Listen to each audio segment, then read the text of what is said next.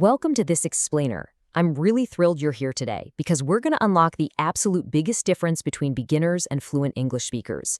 It's kind of like a secret that shifts everything, and it really just comes down to one single powerful change. We have to stop the mental translation process. So if you've ever felt stuck, or maybe just a little slow when you're trying to speak, well, this explainer is designed exactly for you. We're going to train your mind to think directly in English. Here's our roadmap for today. First, the translation trap. Then, thinking in pictures. Third, learning in chunks. Fourth, creating an English environment. And finally, your daily practice plan. Let's start with section 1, the translation trap. Imagine someone walks right up to you and asks, "What are you doing?" What immediately happens in your brain? Like, pay close attention to that split-second reaction. Did you hear the English and just naturally know the meaning? Or did you automatically try to convert those words into your native language first? There is a staggering difference in mental effort here. As a beginner, your process is basically a grueling 5-step marathon. You hear it, you translate it, you think of a reply, you translate that reply back, and then finally you speak. But compare that to a fluent speaker. Hear, think, speak. Just 3 steps. Doing a 5-step mental gymnastics routine for every single sentence is absolutely exhausting. I mean, there's no wonder your brain feels totally fried after just a 5-minute conversation. That extra mental step of acting like a human dictionary, it pulls you right out of the actual conversation. And it's the direct cause of all those roadblocks we absolutely hate. You know, the slow speaking, the awkward pauses where you're just staring blankly into space, the incorrect grammar, and ultimately, a massive loss of confidence. Moving on to section 2, think in pictures. Okay, let's put this into practice right now. Take the word water. I want you to physically picture a cold glass of water in your mind right now. Imagine the condensation dripping down the glass. Now, here's what you absolutely shouldn't do. Do not think of the translation in your native tongue. If you speak Urdu, banish the word pani from your mind entirely. Just connect the English word directly to the image. This is exactly how toddlers learn their very first language. It's through experience, not a dictionary. You can actually build this habit into your everyday life in 3 incredibly simple steps. First, just look around whatever room you're in right now.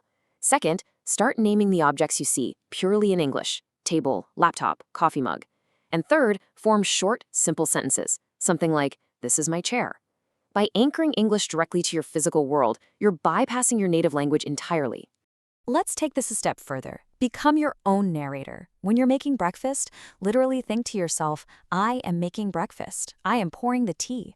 Look, I know it might feel a little bit ridiculous at first, but it is highly effective. You're actively training your mind to generate English on autopilot as you just move through your day. Section 3, learn in chunks. This is where we need to address a massive beginner mistake, and that is obsessing over isolated words. If you learn the exact native translation for a single word, like hungry, you're forcing yourself to mentally build a sentence completely from scratch later on. But if you learn the complete idea, "I am hungry," it's significantly faster for your brain to recall. The entire idea is pre-packaged and ready to launch. Linguists actually call these pre-packaged units language chunks. Basically, these are common word groups you remember and use as one single unit. Phrases like "nice to meet you" or "have a nice day." You don't ever pause to analyze the grammar of these phrases, right? You just fire them off. Relying on these chunks is literally the secret weapon native speakers use to sound so fluid and fast. Section 4, create an English environment. Look, you do not need to pack up and move to London or New York to immerse yourself in English. You can hack your own environment today. Change your phone's operating language to English, watch videos with subtitles on, listen to English explainers on your daily commute. The logic here is pretty bulletproof. The more passive English you absorb in your daily environment, the more automatic your active English thinking is going to become. Here is a brilliant little exercise to jumpstart this. We call it the 1-minute English habit. Step 1, set a timer on your phone for 60 seconds. Step 2, for that entire minute, you must think only in English. Step 3, silently describe what's happening around you. And step 4, pay close attention, because this is the golden rule. If you don't know a word, just skip it. Do not pause to translate it in your head. Just keep the momentum going. Section 5, your daily practice plan. So we've covered a lot of theory today. Let's look at a concrete, totally manageable 30-minute daily routine. First, spend 5 minutes just naming objects around you. Then dedicate 10 minutes to narrating your activities out loud. Spend another 10 minutes listening to simple conversations, and then finish up with 5 minutes of writing down 5 sentences about your day, without translating first. It's a tiny time commitment, but it systematically rewires your brain over time, totally without burning you out. To kick this whole thing off, I have a quick challenge for you. Tomorrow morning, the absolute split second you wake up, before you even check your phone, think these exact sentences. Good morning. I need to get up. Today will be a good day.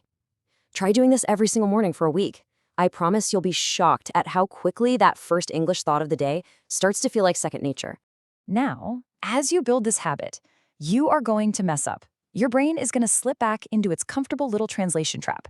And you know what? That is perfectly fine. Just remember, language is learned through use, not through perfection.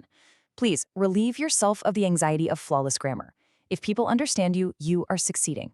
The perfection, that will naturally follow the practice. So, what do you say? Are you ready to stop translating and start thinking? Every single minute you spend forcing your brain to operate directly in English is a direct investment in your future fluency. I'm going to leave you with this final thought. What if true fluency isn't actually about learning thousands of new complex words, but simply changing how you mentally process the simple words you already know? Keep thinking on that.